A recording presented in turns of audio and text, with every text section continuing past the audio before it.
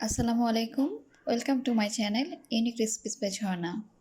আজকে মজাদার উলকচু দিয়ে পাঙাশ মাছের একটি রেসিপি নিয়ে আপনাদের সামনে আমি চলে এসেছি। উলকচু দিয়ে পাঙাশ মাছের মজার এই রেসিপিটি আমি আজকে আপনাদের সবার সাথে শেয়ার করব। উলকচুগুলোকে প্রথমে চাকচাক করে কেটে আমি পানিতে সেদ্ধ করে নিয়েছি। মনে রাখতে হবে উলকচুগুলো কিন্তু আমি হাফ সেদ্ধ করব।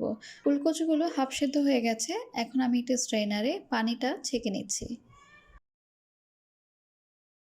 এখন রান্নার জন্য প্রথমে কড়াইতে 1 কাপ পরিমাণ তেল নিয়ে নিচ্ছি। তারপরে 1 কাপ পরিমাণ পেঁয়াজ কুচি অ্যাড করে দিচ্ছি। সেই সাথে 2 থেকে 3টি তেজপাতা এরকম চিড়ে পেঁয়াজের সাথে অ্যাড করে দিচ্ছি।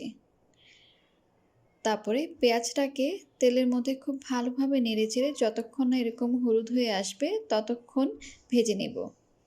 খুব ভালোভাবে ভাজা হয়ে গেছে। এখন আমি 2 টেবিল চামচ রসুন বাটা এবং 1 টেবিল চামচ আদা বাটা পেঁয়াজের সাথে অ্যাড করে দিচ্ছি। তারপরে তেলের মধ্যে আদা রসুনটাকে খুব ভালোভাবে ভেজে নেব।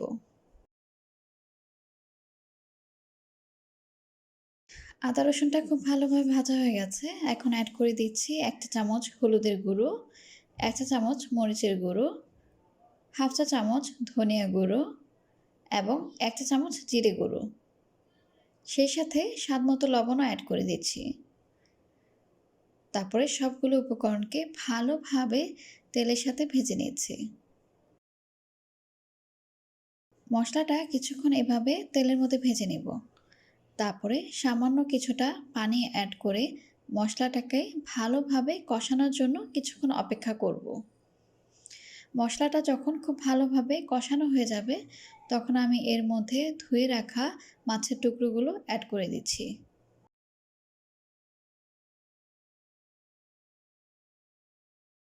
সবগুলো মাছের টুকরো অ্যাড করা হয়ে গেলে মাছের টুকরোগুলোকে মশলার সাথে নেড়েচেড়ে খুব ভালোভাবে কষিয়ে নিব। মাছটা যত ভালোভাবে কষানো হবে ততই কিন্তু এর টেস্টটা বাড়বে। মাছটা খুব ভালোভাবে কষানো হয়ে গেছে। এখন আমি সামান্য কিছু পানি অ্যাড করে ঢেকে রাখবো প্রায় 10 থেকে 15 মিনিটের জন্য।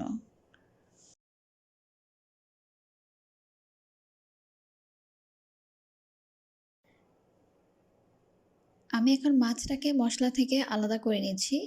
তাই একটি বাটিতে সবগুলো মাছের টুকরোকে আমি তুলে নিব।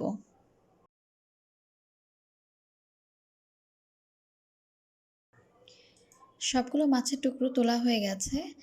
এখন যে মশলাটা কড়াইতে রয়ে গেছে সেই মশলার সাথে আমি উলকচুগুলোকে অ্যাড করে দিচ্ছি।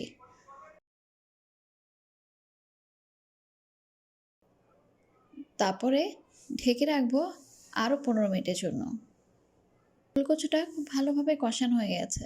যেহেতু মশলাটা একদমই মাখা মাখা হয়ে গেছে, তাই আমি কিছুটা পানি অ্যাড করে ঢেকে রাখবো বলক না আসা পর্যন্ত। যখন মশলাটাতে এরকম বলক উঠে আসবে তখন আমি তুলে রাখা মাছের টুকরোগুলোকে মশলার সাথে অ্যাড করে ঢেকে রাখবো আরও 10 মিনিটের জন্য। সামান্য ধনিয়া পাতা কুচি। ভিউয়ার্স, আপনারা নিশ্চয়ই দেখতে পাচ্ছেন কতটা চমৎকার লাগছে উলকচু দিয়ে পাঙাশ মাছের এই রেসিপিটি। আপনারা যদি বাসায় তৈরি করে গরম ভাতের সাথে এই রেসিপিটি খেতে চান তাহলে আমার ভিডিওটি অবশ্যই শুরু থেকে শেষ পর্যন্ত দেখবেন। আবারও দেখা হবে নতুন আরেকটি রেসিপি নিয়ে। সে পর্যন্ত আপনারা সবাই ভালো থাকবেন। আল্লাহ হাফেজ।